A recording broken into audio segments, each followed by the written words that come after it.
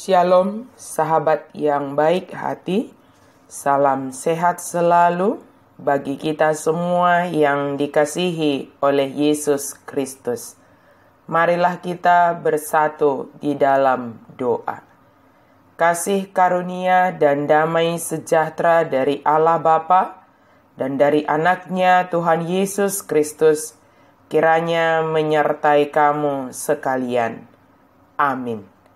Firman Tuhan bagi kita pada hari ini dari Yeremia 14 ayat 7. Sekalipun kesalahan-kesalahan kami bersaksi melawan kami, bertindaklah membela kami ya Tuhan, oleh karena nama-Mu. Sebab banyak kemurtatan kami telah berdosa kepadamu. Molo hajahaton nami manidangi dopak kami, ali jahuba, bahem mahobar tukuarmu, aitorop do panudalion nami, dopak kodo hami mardosa.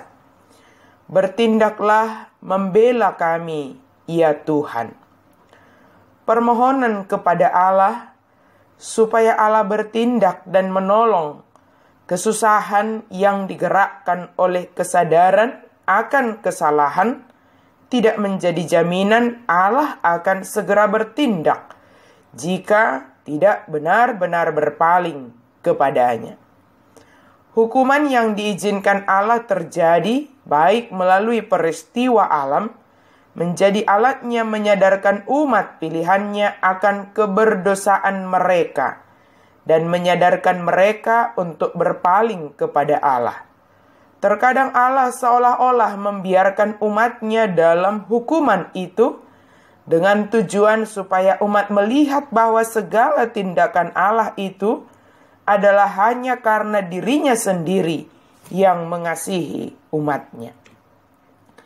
Bagian ini diawali dengan masa kekeringan yang diturunkan Allah atas Yehuda dan penolakan Allah untuk menjawab doa-doa mereka meminta hujan.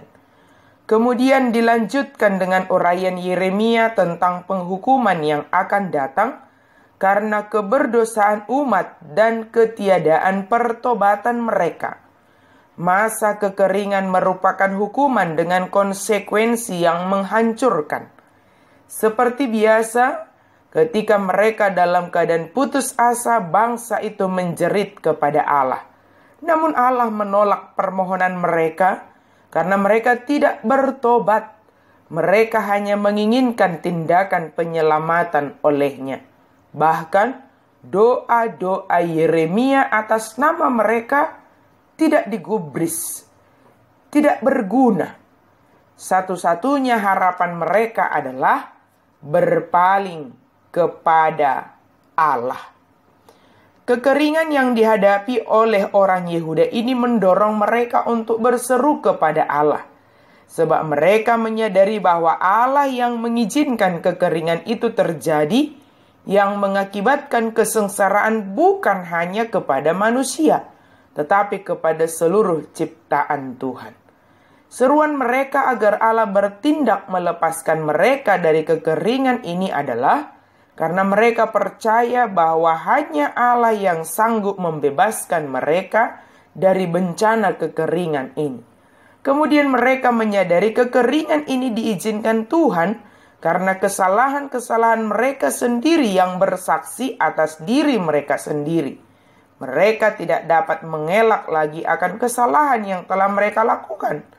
Namun mereka percaya bahwa Allah yang mengasihi mereka dapat bertindak. Dan tindakannya adalah demi nama Allah sendiri, yaitu bertindak karena kasihnya bagi umat yang dikasihinya. Sahabat yang baik hati, apakah kita sedang menghadapi situasi yang sulit dikarenakan tindakan kita yang salah di hadapan Tuhan? Jika demikian, segeralah berbalik kepada Tuhan. Mohonkanlah agar Allah bertindak membebaskan kita dari kesulitan yang sedang kita hadapi karena kesalahan kita sendiri. Dan ingatlah untuk berbalik dan mengikuti jalan Allah untuk seterusnya Bukan hanya ketika kesulitan kita berseru dan berbalik kepada Allah. Dalam segala keadaan, kita harus tetap setia berjalan di jalan Tuhan dan berseru kepada Tuhan, agar Dia bertindak demi namanya yang kudus dan demi kasih-Nya bagi kita. Amin. Mari kita berdoa. Terima kasih Tuhan untuk kasih-Mu bagi kami. Terima kasih Tuhan karena Engkau senantiasa mengingatkan kami untuk berjalan sesuai kehendak Tuhan. Ketika kami terjatuh Tuhan dari jalan kebenaran-Mu, ingatkan kami untuk bangkit berbalik ke jalan yang benar. Tolonglah kami ya Tuhan, di dalam segala kesulitan yang sedang kami hadapi saat ini.